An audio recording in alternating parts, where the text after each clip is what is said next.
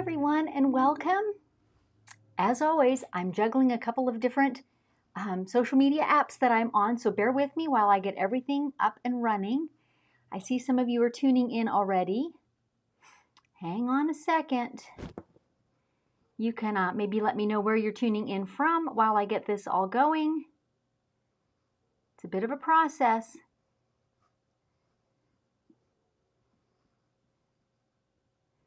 Bear with me, I'm just trying to get Instagram up and running clearly. I see people joining there, so it must be going, although I'm just not 100% sure about all these things. I just want to be sure that I can see all your comments as well. So I want to get back to that screen. Okay, here we go. Oh, look at this, so many comments coming in already. This is great. Debbie, good morning. It's rainy. Batch of flowers that popped up last week. That's awesome, Debbie. Teresa in Oklahoma. Nita. Lots of you are talking about your flowers in spring. I love that. Nita is appreciating my patience with the thread breakage on my last live and unscripted episode, my reality show, right? Kathleen, Jan, Maria, Cindy Lou, Gloria, Donna, M. Miller, Mandy, Carol. Oh, this is so great. Thank you all for tuning in. Okay, quick introduction. I'm Susan Smith. You're in my studio, my workspace, Stitched by Susan. And it is my joy to help other quilters and encourage them by kind of pulling back the curtains on my own workspace, my own projects. And, you know, my YouTube channel is, I call it my live and unscripted, my reality show, because I air the live streaming of whole projects with everything that comes with them. And last Friday particularly, Nita referred to it, I had trouble with thread breakage, and it was a particular quilt with some really big challenges in it.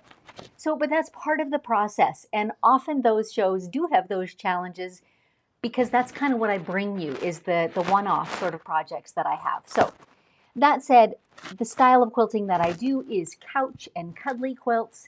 And my personality is that I just show you how it is, show you the reality of quilting in my workspace. So here we are. So for the entire month of April, I'm going to be coming to you live every single day. I will try to do it in the mornings, Pacific time. I live on the western side of North America in Washington State. And so I'll try to make it between 8 and 10 Pacific time in the mornings, but it will be different from day to day. So I advise turn your notifications on whatever feed you're watching on, at least for the month of April. Turn notifications on for me so that you'll get a little heads up whenever I do go live. I'm learning the process of going on multiple platforms at once. So some of them allow me to schedule in advance and let you know what time it will be. Some of them don't. So it depends on where you're watching. So safest bet is turn those notifications on. And if you love this style of quilting, I would sure love a thumbs up. It encourages me to keep going. And just the fact that there are so many of you viewing encourages me too. So feel free to type in your questions throughout this little chat. Try to keep them on topic, knowing that there are many more topics coming up this month and we'll get around to your questions. If you have something totally off topic that you're wondering about, feel free to email that to me, susan@stitchedbysusan.com, and I'll try to catch it in an upcoming episode. And I'll do my best to catch up with all your questions. I can actually search them. So if you want to put a QQ in front of them, like I do in my live streams, that helps me to look for them rather than just having to scroll up and down through the list. So that is super helpful. Oh, it's wonderful to see you all joining in. I just love this. Barbara's asking for me to explain the masterclass again if it's for relative newbies. Barbara, I'll get to that sort of nearer the end. I do want to give you some valuable information first, and then I'll give you my pitch about the masterclass, okay? Near the end. That is kind of why I'm doing this all this month, because late in the month of April, enrollment is going to open, and I only open it twice per year and take a group of students through. So that is kind of what this is about, but I also want to bring you lots of good and valuable tips that you can use in your quilting project. So I'm standing in my studio with my long arm Stella. You can almost see her. By the way, I've got this nifty camera that Mr. Producer got for me. Watch this. When I move, it follows me so I can lean forward and you can see Stella. There she is. I quilt on a Bernina Q24 and I've got a project loaded today. So yesterday we talked about backing and how to handle seams, whether to press them open, different things about handling the seams. Today is backing related as well, but more about tension. How tight should it be? How do you achieve tension? And if you're working at a sit-down machine or a domestic machine, how do you keep the backing taut and smooth there, or is it even possible? So let's talk about these. Let's look at the quilt that I have loaded here first, and I'm going to lean forward so you can get a good view of it. Years ago, a quilter gave me this sort of measuring stick, and it has stood me in good stead, and that is to take my fingers and push them up underneath the quilt and try to grab my fingertips kind of in every direction. Is there enough relaxedness about my quilt that I can actually pinch my fingertips? A good ½ inch of them? Yes, there in fact is. And I feel like that's a good measuring stick for how tight it should be. When I bought my first long arm, funny story, I'll get closer to the camera, I bought it used from a lady in her home. So when I went to see it and to kind of give it a test drive, she had hanging on the wall her very visible reminder of what not to do. She was under the impression that tighter was better. The tighter it was, you'd have no wrinkles, you know, everything would lay perfectly smooth, and you can hear it in my voice. There's this tension that was on her quilt. Well, she pulled a backing so tight that the fabric tore. I don't even know how you can get it that tight on long arm rails, but anyway, she did. And then she hung that on her wall to remind herself of what not to do. That too was a learning lesson for me, because that was before I had ever worked at a long arm. My test drive on hers was the first time. So it was after that that someone gave me this tip about you should be able to grab your fingertips a little bit under there. It should be relaxed. Because why do you want tension on the quilt? It's only to keep the layers smooth. Your machine, well, it's kind of counterintuitive. You think if some tension is good, more must be better, right? Clearly, this lady that I bought my first machine from suffered from that early on. And so you think if some tension is good, more must be better. The tighter I get it, the more successful I'll be, the less wrinkles I'll have. Well, yes, you won't have wrinkles, but your long arm machine does not like stitching through a drum. As you're moving and that needle is going in and out, it's flexing a little bit with every stitch because you're moving, right? And if that quilt is so tight, you're going to shred the thread. It's going to be stressed against the fabric as it goes in and out. You're apt to break needles, and more than likely you will have terrible tension and skipped stitches. That's what happens when your fabric is too tight. So it is this balancing act, right? You want it tight enough that everything lays smooth and flat. And sometimes you're dealing with wonkiness in a quilt top, and a little bit of tension helps to even that out, but not so tight that it messes with your stitch formation. So again, fingers underneath, that's a pretty good guide. Occasionally on a wonky quilt, I'll go 1 notch tighter, but not very much, because it does not serve me well. My machine, any machine that I've owned, this is my 3rd long arm, they don't like that. They don't like trying to stitch on a drum. Conversely, I have walked into shops that say rent out long arms, and so they'll teach hundreds perhaps of people how to use their long arm, load a quilt, and work on their own quilts. And often I will see their machines with literally a dip in the quilt, and it's kind of almost draped over the nose of the long arm, and the long arm's moving around stitching. I don't quite know what their reasoning is for that, but I feel like that does not give you very good control. If there's that much slack in the fabric, it's apt to move and shift and get wrinkles. You don't want that look. So from my way of thinking, this is a happy medium. Test it out with the fingers and see what you think. Let's see if there are some questions, and then we'll come to talking about sit-down machines for a minute. People are asking, how do I join? I'll get back to you. I promise I will. Gaynor is watching from Johannesburg. I so appreciate you tuning in so faithfully. 6:30 in the evening. Becky, love catching you live. Don't get to do that often. And Donna, Nancy, I'm just scrolling. Oh, Teresa is mentioning that my mic is rubbing on my shirt when I move. Okay, Teresa, I'll put it on my pocket. Let's see if that helps a little bit. Thanks for the heads up. Goat quilter. Yep, that's what I thought. Tighter is better. I was told you should be able to bounce a coin on it. Let me sort of preface all this. Well, preface, I'm in the middle, but let me put as a disclaimer in all of this. I'm one quilter with one opinion from my experience. So I'm not going to stand here and tell you, you should always or you should never, but I will tell you what my reasoning is for why I do things. You may have a different reason, so therefore you may do something different. And the next quilter may do something different yet again. And I may change my opinion over the years as I gain more experience and learn. But that's kind of my goal, is to just open up to you and say, here's where I am, here's why I'm doing what I'm doing. And if next year I change what I'm doing, watch some more current episodes and see what I'm doing then, right? Nancy, thanks for such a detailed explanation. You're welcome. Gaynor is asking, what size was your first long arm? How large was the throat space? As I recall, it was a 26-inch. It was a big one. It was a gamel.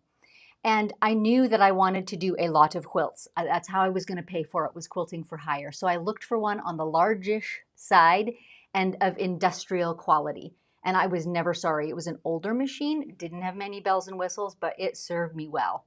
Super great machine. Janice, I usually load on the selvage. Sometimes I look underneath and it looks like there is ripples. You know, Janice, dealing with that will come with experience. It's true. A selvage edge, and I talked about this a little bit yesterday.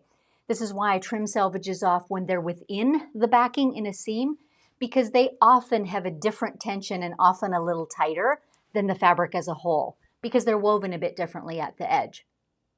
Experience will help you learn that. If you're actually seeing ripples, you might literally pull on that selvage as you're loading it on the edge till your fabric looks smooth. Sometimes if I've had a selvage running up and down on my quilt and it's pulling so tight on my roll, I will literally snip it in a couple of places just to let it relax, because the fabric as a whole is what you want smooth. The selvage isn't going to stay. It isn't going to last, right? So manipulate that selvage in whatever way you need to get the fabric to lay smooth and flat. Someone's asking, can you demo the finger thing again? I missed it, came in late. Yes, super simple. I'm just poking my fingers up from underneath the quilt as a whole, and I want to be able to kind of grab my fingertips. It shouldn't be so tight that I can't grab them. You can see it. My fingertips are up from underneath, and I can pinch on them a little bit in kind of different directions too. My quilt is only snug enough so that it's not sagging and creating ripples. That's my only goal, is to keep it flat and smooth. So that has to do both with the tension of the rollers as I'm loading it, but also when I put my side clamps on, I do not stretch it like a drum. I only put enough tension on. Let me lean forward so my camera moves. I only put enough tension on so that it's holding it, not so that it's stretching it, if that makes sense. So that's my goal. Linda was asking, what was the problem last week? I only saw the first part of the show. Well, Linda, you might have to go back and watch part 2. It came down to changing thread. If you watched the first episode, you know that there were so many different factors in that quilt, and I just kept changing factors until I found a combination that worked. So I don't think I had wrong thread in the first one. Just as a combo with all the things that I was dealing with, it wasn't serving the purpose. Janet, Jennifer, Sue, I'm just seeing if there are other questions. I'm going to run a quick search for QQs to see what I get for questions. I've gotten all of those. Great. So now let's get out of the search and back to the feed. This is so great to be able to see the questions from YouTube, Facebook, and Instagram all in one place. It makes it worthwhile learning how to do this, because believe me, this was a stretch for me, technically speaking. Those of you who have followed me for a while probably know this is not my comfort zone by any means, making all the microphone and the cameras all work together. But I got it. Okay, Selena, I usually leave one selvage on the top or bottom edge only. I make sure it's in the margin so it gets cut off. Great point, Selena. I do the same thing. I love to have a selvage on the front edge when I'm loading because it's perfectly straight. I know that it's perfectly straight and it's not going to overstretch. I can't overstretch it. But there is occasional times when it does pull in and you have to manage that a little bit. But I completely agree with you. Having a selvage on the backing when you're quilting it is not really a problem. But ideally it gets trimmed off and does not remain in the quilt because it's different. It's just different than the fabric. Debbie Fleming, I was taught the same finger test method from my dealership. She said I should be able to pinch down to the first knuckle. Yeah, I don't know if I quite get that far, but close, a ½ inch. But at any rate, that it's pretty close. It's a pretty good guideline, a pretty good measurement, right? Mary, I work in a shop that sells 2 brands of quilters. One consistently skips when the quilt is too tight, and it will. It just messes with the stitch formation of the machine. It's trying for that needle to bob in and out and, catch the bobbin thread. And if the quilting surface is too tight, you're messing with that. You're changing that factor and making it really difficult for your machine to make a pretty stitch. And lots of machines just won't. Okay, let's talk for just a jiffy about the masterclass, because that's kind of what I'm introducing this month. I offer a comprehensive quilting course. It is all online, it is all pre-recorded, and it's on demand, meaning you don't have to show up for live sessions, right? They're pre-recorded so you can watch them at any time. But I do open enrollment twice a year, and then I walk through the release of the modules, one each week for 6 weeks, and I support with live Q&A sessions and so forth for that period of time, which you can either attend or I record them all and you can watch them later. After that, you're more on your own, but you can come back and watch them at any time. All the material is yours for always, so there's no deadline or no pace you have to keep. I just offer that extra support for those first few weeks twice a year, okay? So enrollment is opening up late in April. All of the quilting designs in the course are kind of geared toward my style, which is pretty casual. It's not hyper intense, hyper detailed quilting. It's a lot of edge to edge or all over designs. And it's a lot of, because that's kind of the style of quilting that I like doing. And a lot of focus too is on practice methods that will help you advance your skill and control at your machine, so that you can take that into any design that you're quilting and it will stand you in good stead. So how can you use these simpler edge-to-edge type designs, edge-to-edge work on your daily quilting to really beef up your skill level and your control at your machine? And also a heavy emphasis on how I think through these designs, how I make them repeatable and memorable and move around a quilt top so that you can develop your own quilting ideas. I find ideas everywhere. My favorite is hotel carpets. Seriously, I've gotten more freehand design ideas from hotel carpets than you can shake a stick at.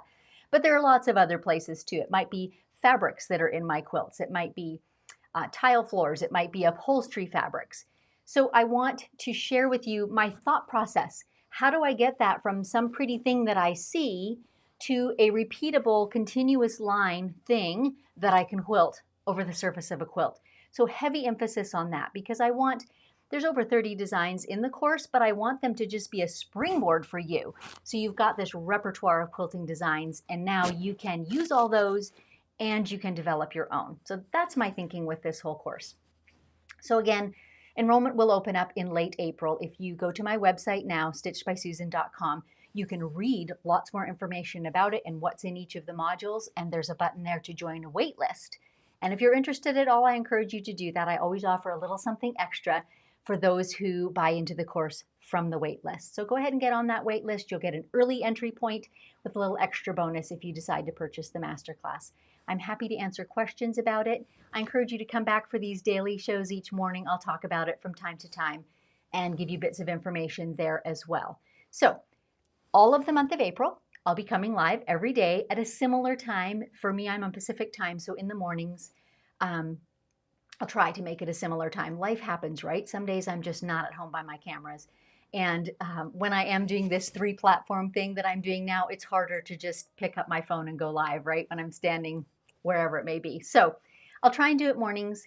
Do give a thumbs up if you enjoy these episodes, and do let me know if there are topics that you particularly want to hear about, and I'll try to include them. So you can email me, susan@stitchedbysusan.com. You can find information on the masterclass or any other offerings that I have on my website, stitchedbysusan.com, and on YouTube, and I guess it airs on Facebook too.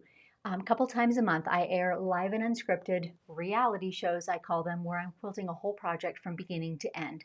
So those are kind of paused during April while I'm doing these daily appearances. However, there's over 80 of them that exist already on YouTube. So if you're new to my audience, feel free to go and watch those episodes and get a feel for what my quilting style is all about. Let's just see if we have any more great questions here.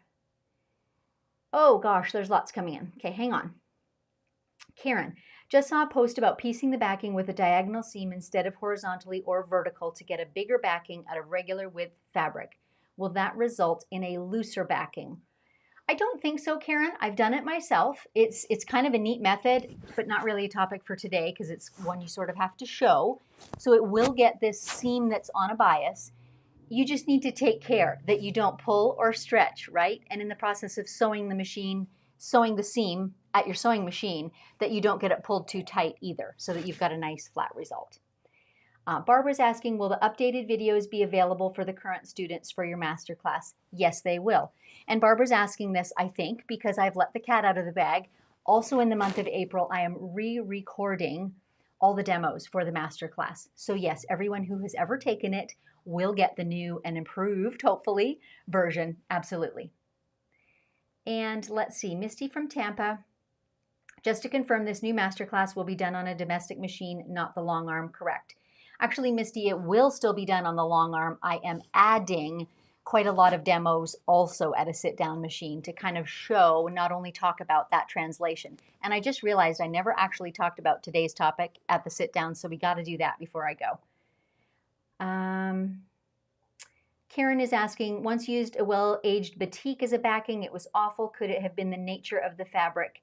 I remember early batiks could be hard to needle, and yes, I would say there's a good chance that was the culprit. Batiks are notoriously extremely tight woven, and I think they've come a long way in terms of development, but yes, that is a feature of them for sure. Let's talk for a second about backing tension at a sit-down machine, because clearly you don't have it on a frame, so you can't put tension on it on all sides, right? Even tension. So how do you manage that? Well, first off, whenever you're basting, I think it's important that you be thinking of the tension on the fabrics and planning for that. So for example, most quilters, when they're basting for work at a sit-down machine, they'll spread their backing out first and will often tape it down to hold it in the specific and perfect shape, square shape. And I've seen quilters, again, use crazy amounts of tension on that and pull it super tight, thinking if some tension is good, more is better, right? The problem with that is when you spread your batting and then your quilt top on that, they don't have that same pull. So now your backing has more tension on it, and that's going to cause you problems when you go to quilt, because when you release it from your tape that's holding it on the floor, it's going to spring back, and it's going to be at a different tension level than the top of your quilt, right? So your goal in the basting is to get all those layers at the same relaxed tension, absolutely as flat and smooth as you can manage, but also the same tension. From there, the one tool that you have at your fingertip when you're quilting will be either your quilting ring or your palm paddles or your fingers that are putting a little bit of tension through all layers of the area that you're quilting when you're working at your sit-down machine. So that can help you if there's any unevenness at all in the backing or even in the top. That little bit of extra tension can smooth that out while you're quilting it, and then as you move beyond it, you release and move on to the next area. So I hope that helps just a little bit to envision what's going on with the tension of the backing and top. Okay, let's just check for a few more topics. This is helpful. Sherry, tips on moving the pattern around the quilt would be a good topic. Yep. Sherry, thanks. I wish I could do different freehand quilting. Oh, girl, I've got ideas for you. Okay, great. I think we've covered the topics for today. So once again, coming live to you every day during the month of April, mostly morning, specific time. Lots of different topics are slotted, and I welcome your input on topics as well. Susan at stitchedbysusan.com if you want to send me some topics.